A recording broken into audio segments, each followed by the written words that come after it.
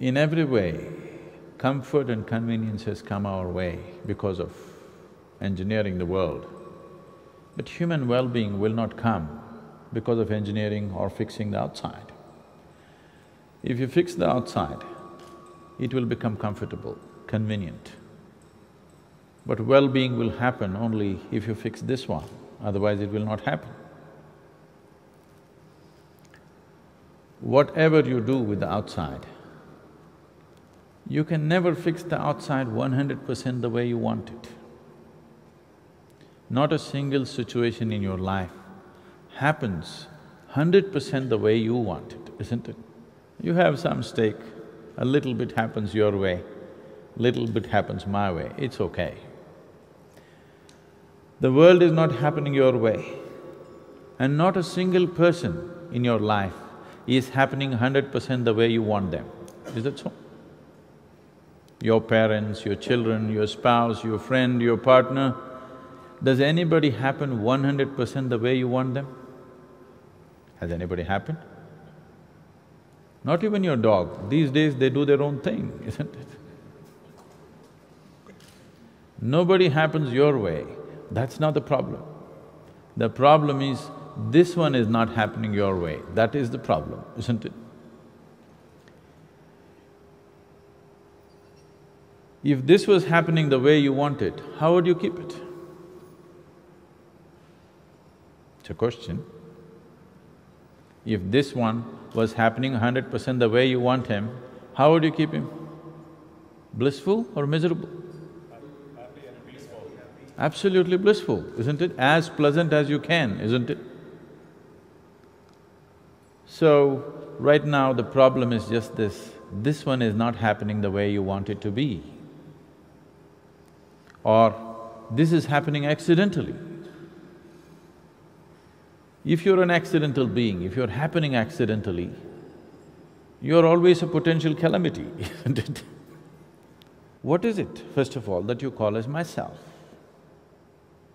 When you say myself, what are the things you're referring to?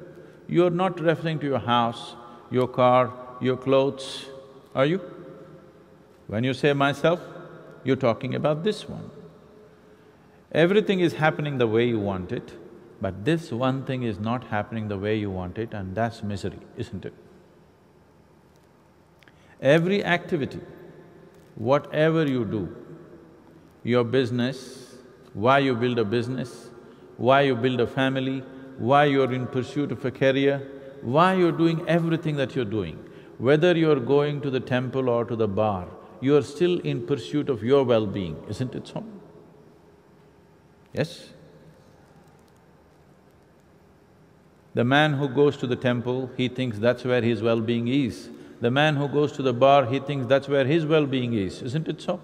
Both are in pursuit of the same thing. Both are in pursuit of some kind of pleasantness. Well, some people want to go to heaven, why? Because the advertisements have always said heaven is a very pleasant place. If they had told you heaven is an unpleasant place, do you want to go there? So whether you are doing this or that, whether you want to be here or you want to go to heaven, still you are in pursuit of pleasantness. Especially, now all that is okay, but how can I be pleasant within myself? Have you met my mother-in-law? Have you seen my boss? I've seen all of them. Especially if your outsides have become unpleasant, is it not all the more important that you keep your insides pleasant? For some reason, if the outside has turned unpleasant, is it extremely important that you keep your internal very, very pleasant? Because external pleasantness needs cooperation from many ingredients. Sometimes you manage it, sometimes you cannot. But your inner pleasantness, there's only one ingredient, yourself. This one thing should happen the way you want it, isn't it? The world may not cooperate, but I'm asking, are you willing to cooperate with your own well-being? How many of you have had at least one 24-hour segment in your life. In these many years of life, just one 24-hour segment where you were utterly blissful, not a moment of anxiety, not a moment of irritation, not a moment of anger, not a moment of disturbance. You went through 24 hours blissfully. Very, very few human beings can say yes to this. See, if one day went wrong, understandable. If not a single day has happened the way you want it, something very fundamental is off the mark, isn't it? Yes? If not even one 24 hours happened exactly the way you want it, something very basic is off the track, isn't it? This is because we are functioning accidentally. We are operating this human mechanism without any knowing about it, without any understanding about it. For example, you sat in your car, you don't know what these three pedals are, you kick any one of them whenever you feel like it. You know what a jerky driver you will be? That's all it is right now. It is not that you do not know peace, it is not that you do not know joy, it is not that you do not know moments of blissfulness and ecstasy. The problem is just that it is not sustainable, isn't it? It is jerky. Your well-being is right now in a jerky state. This moment you're wonderful, next moment you're nasty, this moment you're beautiful, next moment you're ugly, this moment you're joyful, next moment you don't know what. Isn't this the way it's happening? When you were 5 years of age, how joyful you were. And today, how joyful you are in terms of how many moments in a day. Has it gone up or gone down? Gone down. See, when you were 5 years of age, you had no life of your own, whatever they said you had to do. Today you have a life of your own, everything is yours, but everything that you do, you did only in pursuit of your well-being and joy, but it is going down. Then something basic is off the rack, isn't it? Nobody is old enough for this here.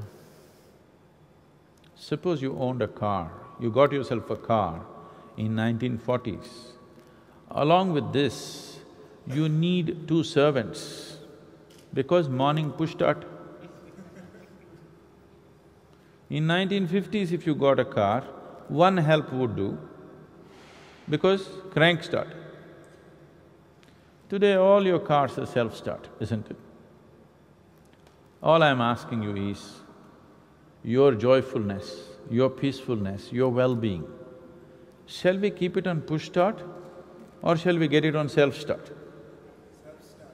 I want to hear that. Self-start? I'm only talking about upgrading technologies. But right now it is still on push start, isn't it so? If only consciously you could conduct this, you would exist here as the Creator Himself. You would make your life just the way you want it. So, I think the most important engineering that needs to happen is that you engineer yourself the way you want yourself to be before we start engineering the world. Once you have come as a human being, somehow survival is not enough, isn't it? Just to eat, sleep, reproduce and die one day somehow is not enough for a human being. If you had come as any other creature on this planet, stomach full, life settled. But once you come here as a human being, stomach empty, only one problem. Stomach full, 100 problems. Your life begins only after survival is taken care of, isn't it? Now, once you're a human being, you're constantly looking for something else. Some sense of fulfillment, something to go beyond. We will look at this later. But right now, whatever you want to pursue, first and foremost thing is, your experience of life should be taken into your hands, isn't it? When you were 5 years of age, your face was like this, beaming. Slowly, lot of faces are becoming long, not because they're growing a beard. just like that. You go and stand on any of the main streets in your town. Every minute hundreds of people are passing, lot of them driving their dream machines. How many joyful faces do you see on the street? Huh? How many? If you see any, usually they are very young faces. Over 30 faces are all long faces. What's happened to them? For most of them, their lives have happened far better than they ever imagined. For most of you, your lives have happened far better than you ever imagined. You're definitely living better than your father or your grandfather, I'm saying materially, yes? Materially, are you not living better than your fathers and grandfathers? Unless your grandfather happened to be a Maharaja. So it is not that there is something wrong with your life, but faces are becoming long. Why? If you're in pursuit of your happiness and trying to fix the whole world, it is an endless distance. If you turn around, it is right here. Because the basis of your experience is within you. So, what we are looking at is to turn around. This is a simple method, a simple technology to turn inward. If you turn inward and take charge of the basis or the seat of your experience, after that, do I have to tell you, please choose joy, don't choose misery? Do you need a scripture like this? Do you need a teaching like this? If you had a choice, your choice would definitely be pleasantness. There is no question about that. Right now, the problem is, you have lost the choice. Why is it that you have lost the choice? Simply without understanding even the fundamentals of this system, you are trying to operate. What is happening within you should not happen by chance. This should happen just by intent, not by accident, isn't it? Because this is such an accidental being, we are switching to all kinds of belief systems. Now, this is not a belief system, this is not a philosophy, this is not a teaching, this is a technology. You have to learn to use it. Unless you learn to use it, it will not work.